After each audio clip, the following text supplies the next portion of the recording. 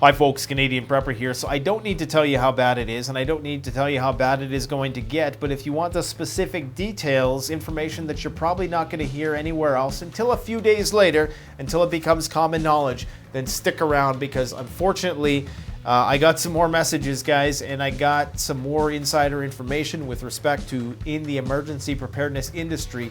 There are potential price increases on the horizon that are terrifying.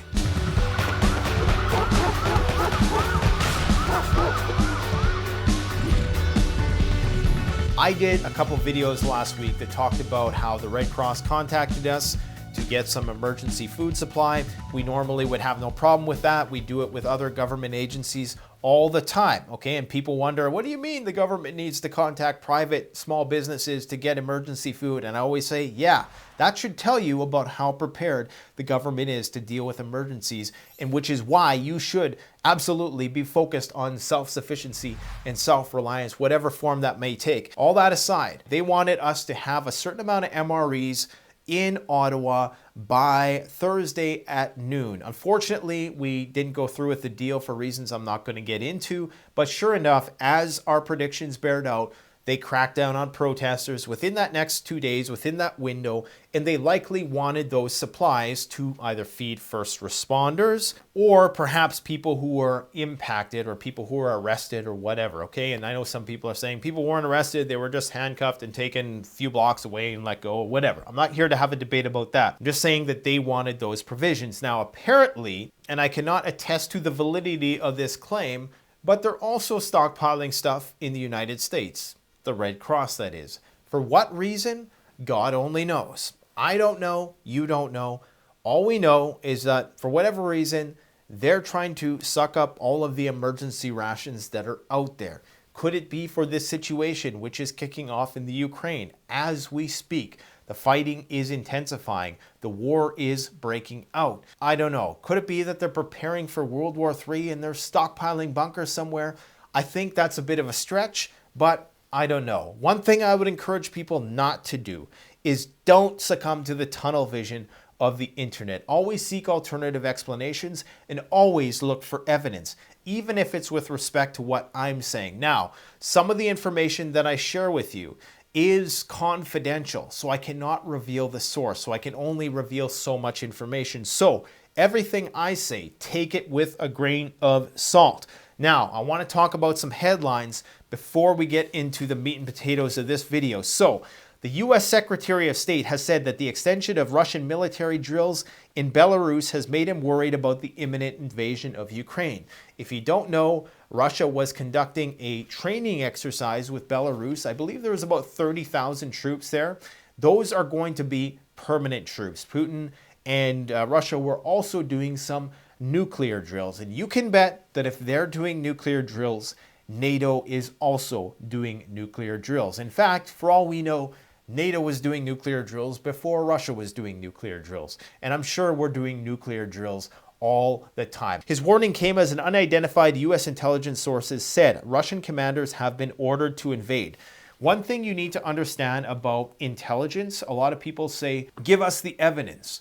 Well, the thing is, sometimes if you were to give up the evidence or how you came to that conclusion, you would either give up the informant, give up the spy, and in doing so, you could potentially put some ongoing intelligence operation in jeopardy. So I can understand, not that I'm saying I believe everything the CIA and the MI6 and the Mossad and whatever, not saying I believe everything they say to be the case, okay? Just like I wouldn't believe the KGB. But that's part of the reason why. If you don't know what's going on in Ukraine, here's a quick 30-second summary. After World War II, Russia took half of Germany, the United States and NATO took half of Germany. After the fall of the Berlin Wall and the collapse of the Soviet Union, NATO started expanding eastward, contrary to the agreement that was signed with Russia at the time, or with the former Soviet Union. NATO has expanded into countries which Russia was formerly allied with or had some measure of control over.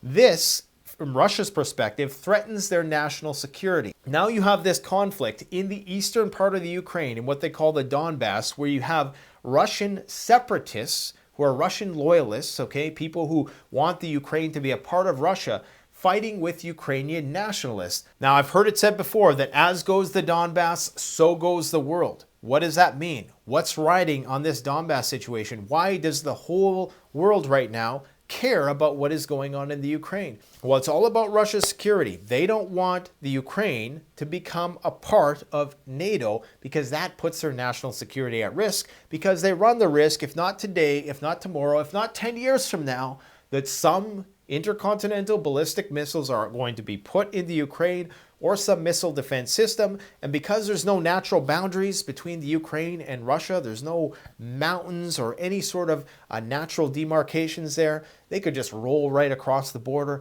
up the western flank of Russia and Russia would be toast. So this is an existential thing for Russia. So they see it, and any military strategist who is being honest with himself would definitely agree. Now, Boris Johnson recently said that Russia is planning the biggest war in Europe since 1945. So bigger than the Serbian War. If you're not familiar with Selco, go and check out Selco's Survival School. Guys, if you want to learn how bad this situation could get from a prepper's perspective, the preppers in Eastern Europe right now, you guys should be revving on all engines. You guys should be loading the boats. If you live in Romania, Belarus, the Ukraine, any of those Eastern European countries, you need to be loading up big time right now, even as far as Poland, okay? Because they're sending 250 Abrams tanks to Poland for a reason. All signs are that the plan has already, in some senses, begun. Intelligence suggests Russia intends to launch an invasion that will encircle the Ukrainian capital,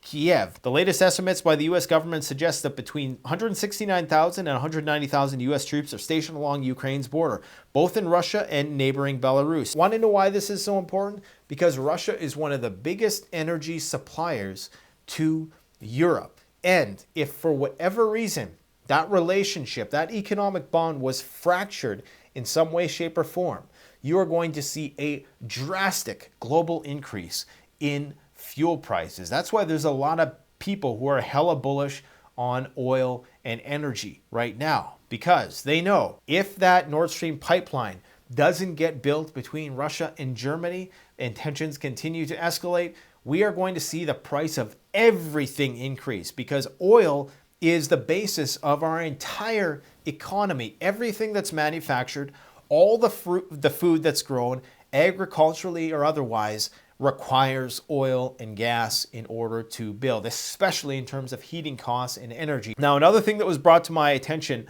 by a subscriber of mine, as of February 2nd, Moscow has banned the export of ammonium phosphate to the rest of the world for at least 2 months, and other nitrogen fertilizers produced from methane, of which Russia has a global oligopoly. This will last at least until the beginning of April, in a decisive phase for the production cycle, because the timing is coming when fertilizers must be used in fields. And since they represent 20 to 25% of the cost of producing wheat, the recent surge in their prices, plus 220% from mid-November to today, will have cascading effects far beyond the increases observed to date. Now remember, countries the world over, including China, at their peak, their highest amount of grain reserves ever recorded. Countries are stockpiling grain. The price of grain is going through the roof already. The price of food is about to skyrocket if this war kicks off. Now, everybody I've spoken to who works a blue-collar job hasn't gotten a raise in the last little while to match all of these rising food prices. So why do you think people are marching to the Capitol right now?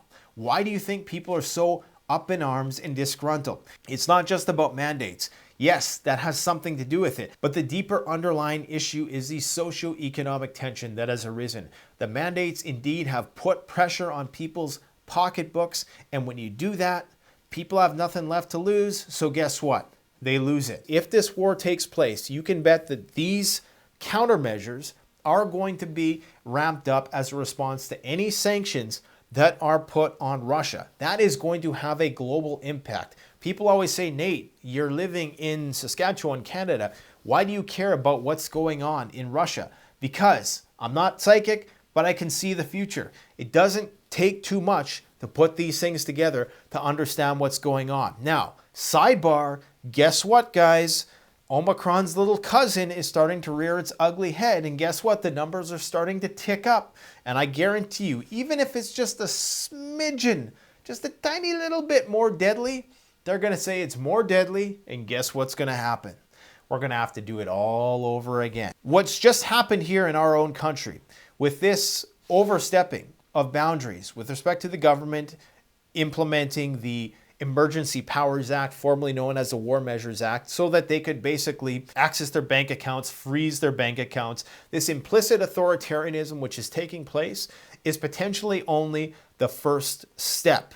Now, if this kicks off in fall, if we go back into lockdowns once again, because this stealth variant or whatever it is, or some other variant emerges because some other one will, and Bill Gates is going around the world on his speaking tour telling everybody about how the next pandemic is coming. So even if Omicron's little cousin doesn't come around, we know something else will. So what we know is this: the price of food is going to go through the roof. The authoritarianism is going to be slowly ratcheted up. The war is coming. The drought is worse than it ever was, and it's going to be really, really bad this year, guys.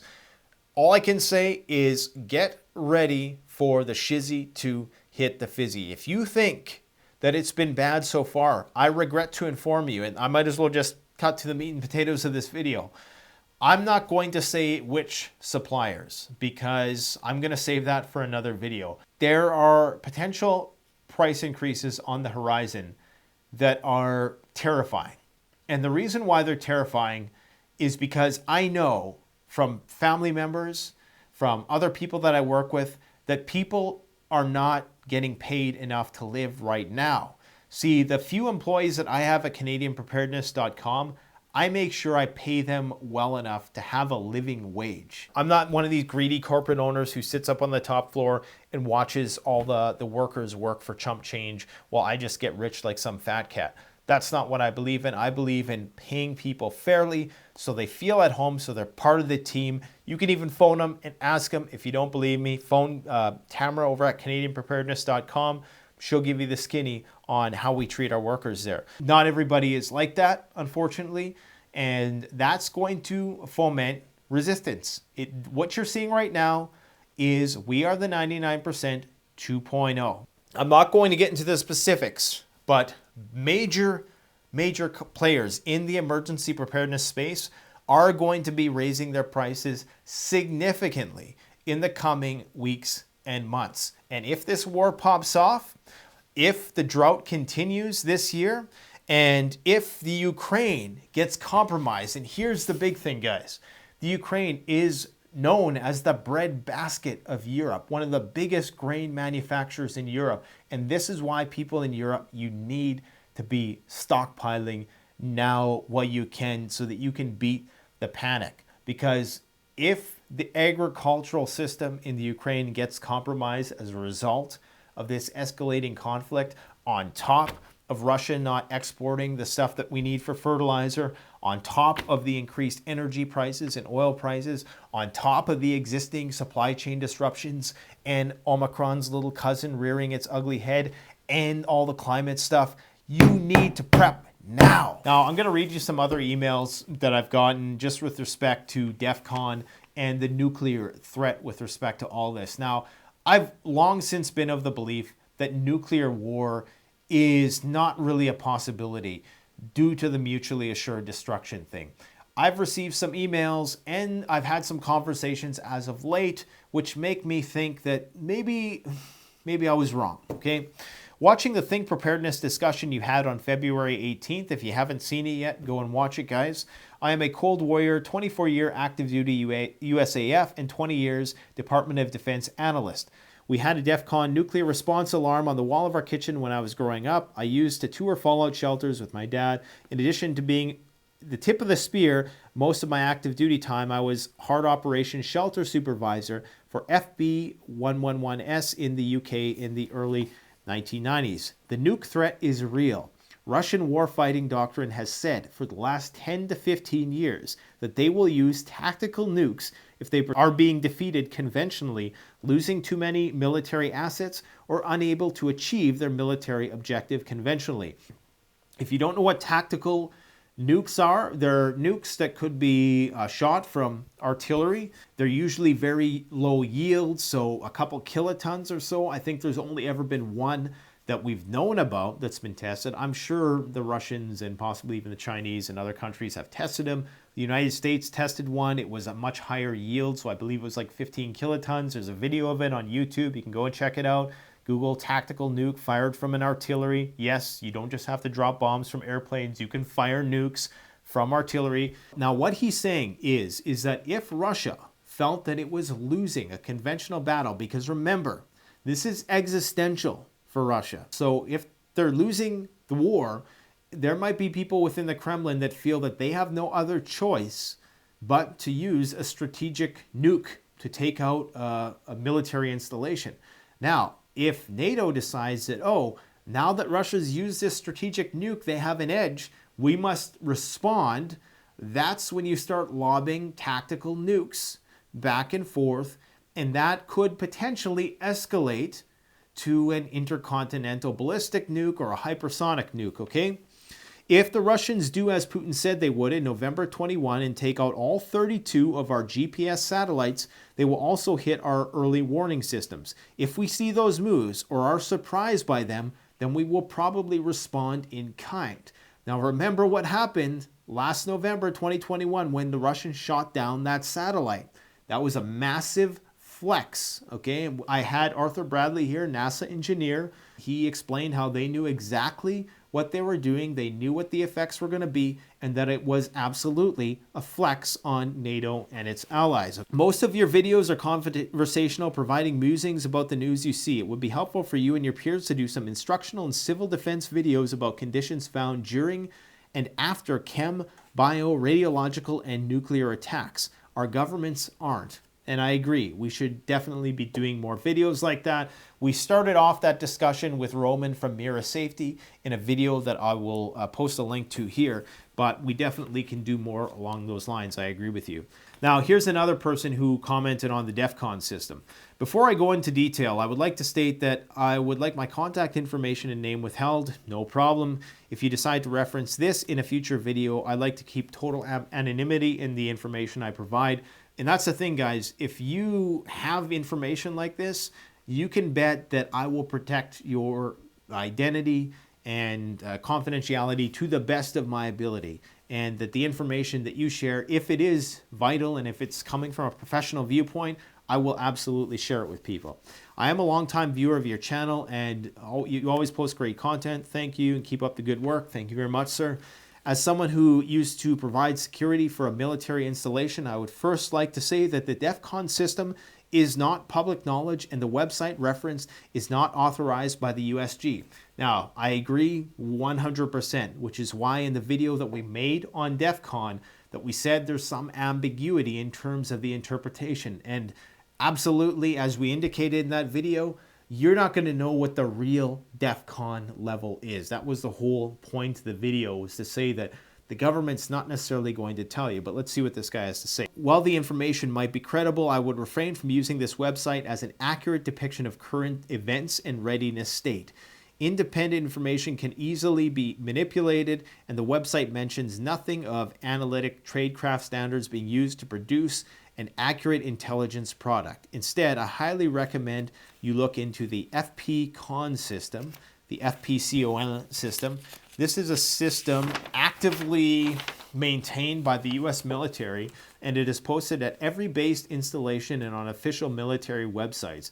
This changes from base to base, but indicates the level of threat to installation security as gathered by official fusion centers. Most bases are currently at FPCON Bravo. There are many resources online from government, military websites explaining what each level means and how they are implemented. Regarding the idea of nuclear war being winnable, I agree because as they say, anything is possible. But I urge you to look into countermeasures that would take place regardless of the first strike. An example would be something in Russian, aka the dead hand. This was a Soviet-era program, right, to ensure mutually assured destruction regardless of strike capabilities. It is very likely Russia and the USA and other superpowers still have systems in place similar to Dead Hand like this. Absolutely, guys. So go and check out that information if you want more. This video is already going on long enough, so I'm going to try to just stay on point. Now, another thing you might want to be mindful of here is because now that the Olympics are starting to wrap up, China may start conflict in Taiwan Strait to divert attention from domestic issues. And the timing couldn't be more perfect with respect to what is going on in the Ukraine. And of course, China has declared its unwavering support to Russia. But of course, they have stated in an obligatory manner that they do respect the sovereignty of all countries, including the Ukraine, but that essentially they side with Russia, all right? So China may start a conflict in the Taiwan Strait to divert attention from domestic issues, Taipei, Taiwan Foreign Minister Joseph Wu said. So consider the source. Said that China could start a conflict in the Taiwan Strait to distract attention from its domestic crises. As I've said before, war breaks out in the Ukraine, gas prices go up, oil prices go up, food prices, grain prices go up. Why is China stockpiled in grain? Do they know what's going to happen in Ukraine? Do they know that the global grain price is going to absolutely skyrocket if that pops off? If China does Taiwan, guess what happens to the global supply of chips and electronics? If you want a PlayStation 5 or 6 or whatever it's at, because I'm totally out of the loop, go get it now. That's all I'm going to say. He said that if China's economy becomes stagnant, oppressed ethnic minorities become increasingly discontent, or an internal crisis occurs, China may stir up conflict in the Strait as a distraction in an interview with ITV News. Because remember, guys, when the ship starts sinking, you need a scapegoat. When things start going bad, you need somebody to point the finger at. You need a common enemy to get the people all riled up and channel their anger towards that thing. So all I got to say here today, if you are in Eastern Europe, please do not be a victim of the normalcy bias. Do not wait for the government to tell you how bad it could potentially get. Let's hope this whole thing blows over. Let's hope that Putin and Macron are willing to do something and work something out to minimize the amount of human life that's lost and minimize the economic impact that's going to result from this. But we cannot bet on that. And even if that does get worked out, there's a lot of other things on the horizon that aren't going to be so easy to work out. And many of those things are outside the realm of mere human stupidity. They're natural forces which we can't control. So stay prepped, stay ready, and please, if you have any information on what you're seeing around the world, send it my way, CanadianPrepper@hotmail.com. Anyways, guys, stay prepped, stay ready. Thanks for watching. Canadian Prepper out.